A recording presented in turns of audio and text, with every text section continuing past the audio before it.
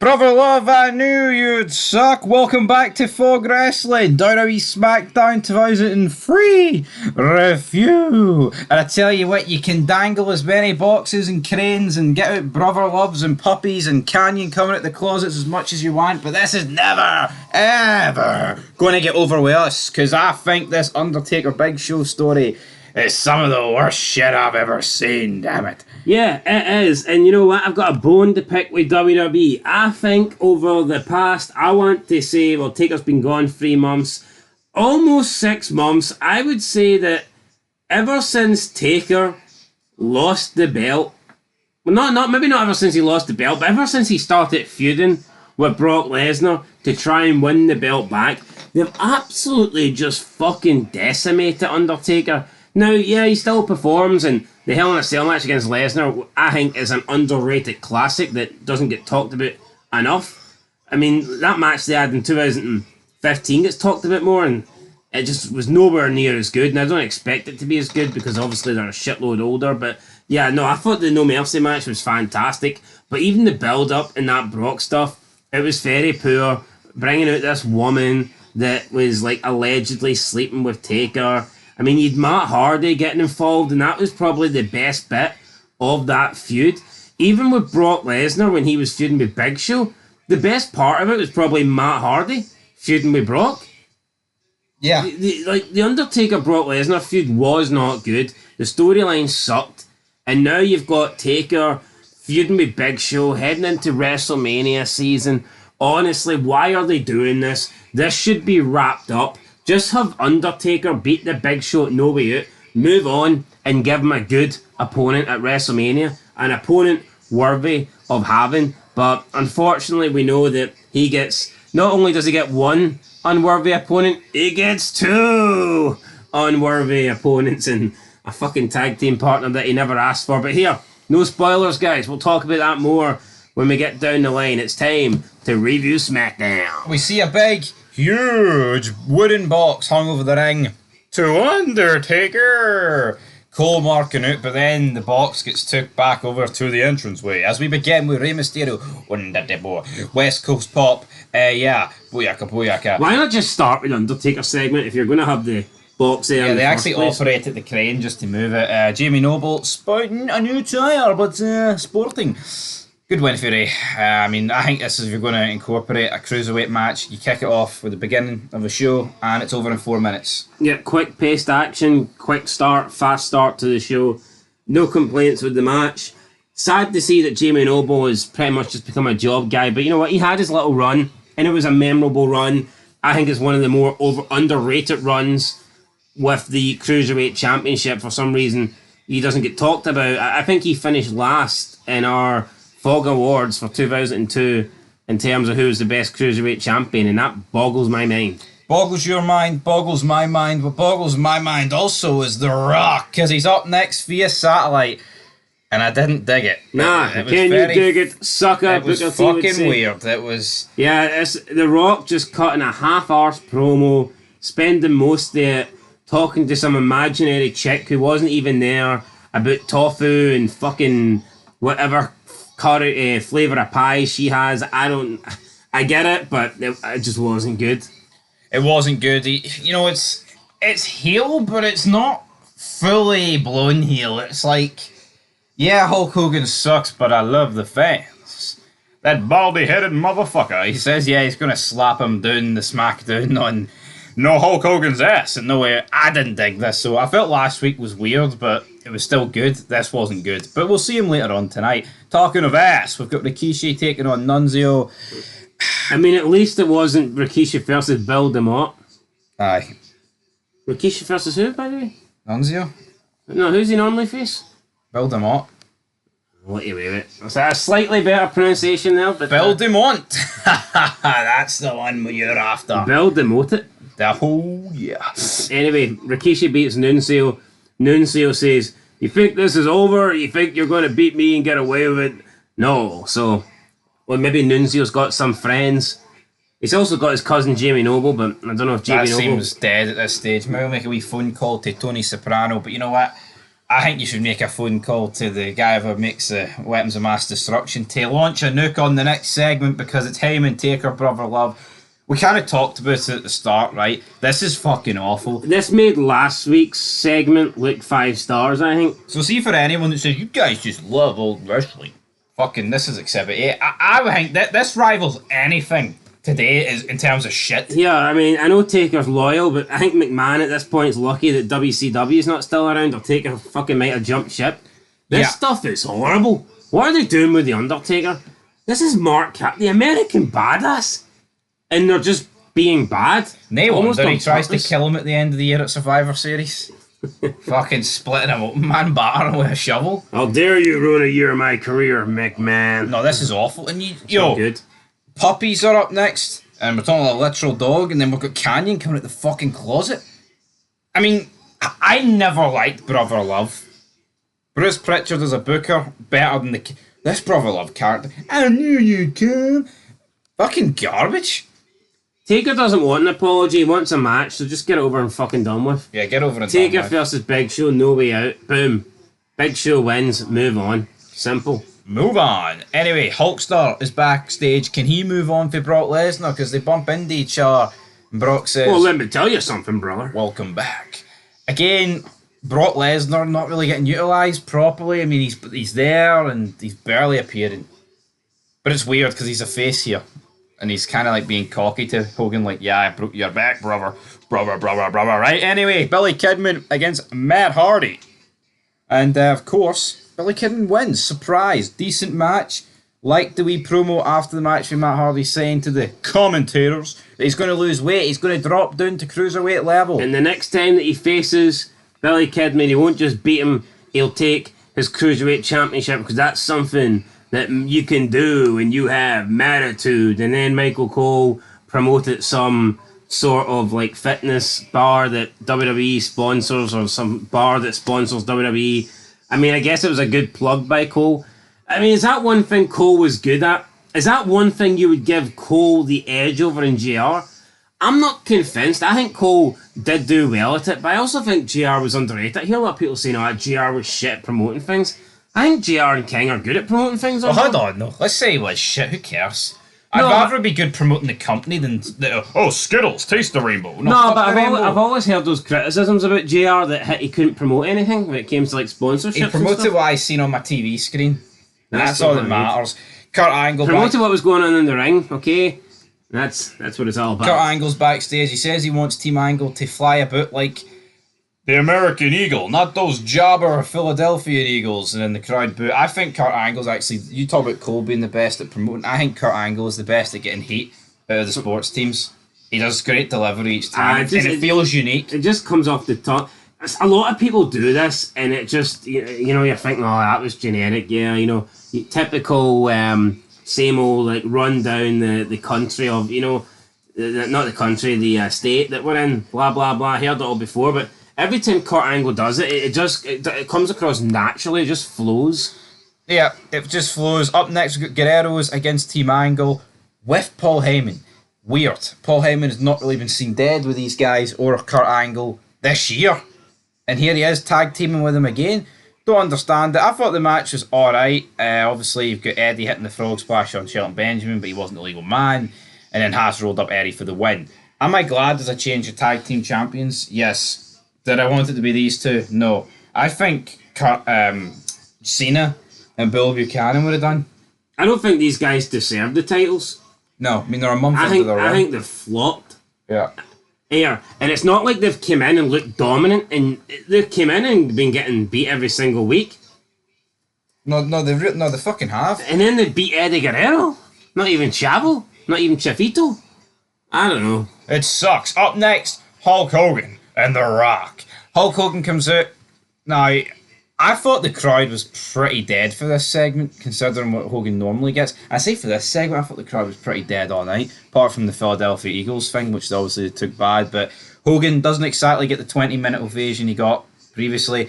The Rock says, right, Hogan, say your things, and then as soon as Hogan starts, say your prayers, blah, blah, blah, blah. I mean, I thought this is the best Rock work so far in 2003.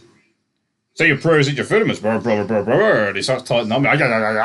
Yeah, Rock ripping the piss out of Hogan. Get to the end part there, and Rock's like falling asleep here, and Hogan is trying to fire back, and he makes fun of the Rock's bald head, and it's like, really? And then he calls... Yeah, but he said something about the Rock being like a jabroni. I'm not taking on the Rock in the way. I'm taking on... Jabroni? The Rock Jabroni. I thought he was going to say I'm taking on Hollywood Rock. That's what I thought he was going to say. Which would have made fucking sense. Because last time it was Hollywood Hulk Hogan, but now the Rock's kind of the one that's sold out. The Rock's Hollywood. But the Rock's the heel.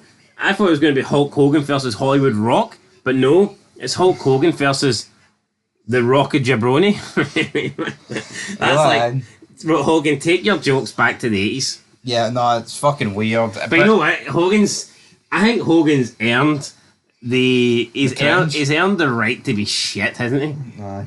Because he's the man, so it's like, you ain't forget him. He's still the man. Now, we couldn't really tell if The Rock was live or not. But hold on. Say someone like a Jamie Noble done that, you'd want him released for his contract, though. The Rock of Jabroni. I know. It was really poor. It was poor. Hogan says McMahon's full of shit and he can't wait to scare the shit out of him. No way out. Then it cuts backstage. All the jobbers are watching this segment because, of course, they are. Like, what else do we be doing? But then Sean O'Haire appears and we can't really hear what he says initially because there's like sound problems. But then he takes Brian Kendrick over and he's like, right, Brian, it's time for you to run naked. Because what we need is that Nike advert. And you are the man to make it work. And he's like, I'm telling you, nothing you don't already know. So what's Brian Kendrick do? He starts running around the ring during an Albert and Shannon Moore match that lasted about 5 seconds, which Albert won. Was he naked? I don't think he was. I think we couldn't really see because obviously they were blurring it out, but I would imagine he was wearing, I'm going to assume similar to Jericho and Christian, he was wearing some like skin-coloured foam. Yeah, because you know if he's running about here naked, kids in the crowd, sex offender shuffle. Like, in my opinion though, is McMahon not entitled to do this if he wants? Do you think there should be a discretion like thing where you tell the people beforehand, look, there's going to be a naked... But... Is it... Yeah, but where do you draw the line? Like, we've seen people get their tits out before. No, but let's say McMahon wants to actually do this segment, and because he wanted Jericho and Christian to be naked, and they didn't do it, and... God damn it, Chris, why won't you do it? Do you think it's different because Brian Kendrick's in the crowd, and he's actually running past people, and he's within touching distance of people? Would it be easier for them if they were going to do it legit naked just to be on the ramp? I would agree with that. So what happens? So let's say he was naked here and he's running about and there is people that are like under the age of 18 in the crowd. Can WWE get done for that? Like, yeah, I'm going to go. Sue them? I'm going to say he wasn't naked though. But you're saying what if he was? I don't know. Yeah. No, I don't think he was. It's something back in 2003 you can get away with, just not these days. I'm not going to say sadly because I don't really want Brian Kendrick running around naked. So would it need to be like an 18 exclusive plus show, do you think? But then that sounds too extreme though, doesn't it? What do you mean? It's like 18 plus exclusive show. It's like, what, for Brian Kendrick? See, you feel like you'd need like Hogan to fucking do it to make it worthwhile? No, see the ECW one night stands? Was there an age restriction on getting into them? I don't know, but I can't really recall any kids. Well, I know a young kid punched Randy Orton on the shoulder. He looked young enough. He didn't look young, but he didn't look like he was 18. Yeah. I don't think he was naked. Anyway, he runs into Stephanie McMahon's office. She looks at Brian Kendrick, and then he gets dragged out. Hello, Stephanie. So yeah, there was a weird guy sitting in the corner of the room, by the way. It was fucking weird. I don't understand who he was. Brian Kendrick said, I'm excited to see you. Stephanie says, I can see that. But Cole and Taz were making fun of him, saying that it was cold. So it was almost like we were getting two different versions here. Cole and Taz were playing it down and Stephanie was playing it up. Literally. Anyway, John Cena came down to the ring, rapped about Big Brock. He's like, yeah, Brock, he wears the Crocs. The Rock cut a promo earlier, and it was crap. I don't really know what he rapped about, but he challenges Brock to a match next week. That's plenty. Thoughts on John? A good rap for John challenges Brock Lesnar up next week and does the whole wee rewind thing. Yeah, I mean, John Cena, solid rap. I tell you what, he never disappoints. There's some that are a lot better than others, but I don't think I've heard a John Cena rap that... I think you can clearly tell that John Cena's going somewhere. At this point, absolutely. It's not just smoking, it's not just smoke. I think you could tell. See, a couple of weeks into the whole rapping thing, I think you could tell. No, I would agree. Up next, we've got Chris Benoit. Well, let's be honest, right? You don't get your own segment to come out and challenge Brock Lesnar for a match if you're going nowhere. Wait, hold on. Was this Chris Benoit interview took out the network first? Do you remember a Chris Benoit interview? Before the match? Aye. No. I think this has been cut out, by the way, because listen to this, right? Chris Benoit says all he could think about that he let his family down. He went home. His wife and son told him how proud they were of him, but he says he'll never stop the quest for the title. Then that was taken out. Then Kurt Angle interrupted. Kurt says his medals are for his children. Kurt says when Chris messes with him, he's messing with his wife and kids. Chris then said he looks forward to one day taking Kurt Angle's family away from him. Fuck me. What? Can we get an unedited version? You got the wrong family, Chris. That time when? Nah, man, that definitely has been taken out the network. And you know what? Fuck, I don't blame them. Rightfully so, man. I don't think you can have that. Chris Benoit saying he's going to take Kurt's family away. Wait, that doesn't make it. But Benoit's the face. But then again, we've seen Benoit have the crossface, and Jim Ross he's killing him. He's strangling him. He's taking all the oxygen away from him. We've seen.